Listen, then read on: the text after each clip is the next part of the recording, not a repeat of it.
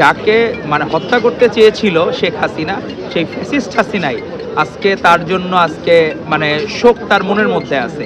একটা খারাপ মানুষ হয়েও যখন একজন মানুষকে ভালো বলে, তাহলে আপনার বুঝতে হবে উনি কতখানি মহিমান্বিত।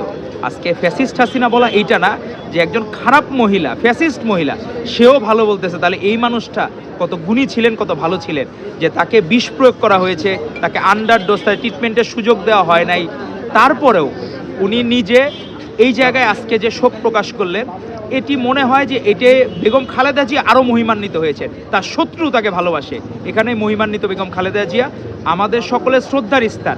আজকে দেখেন, আমি দেখলাম ফেসবুকে অনেক সময় কারো মৃত্যুতে অনেক নেগেটিভ কমেন্ট হয়, কিন্তু আমরা দেখলাম না যে ম্যাডাম খালেদা জিয়া নিয়ে একটা নেগেটিভ কমেন্ট হয়েছে।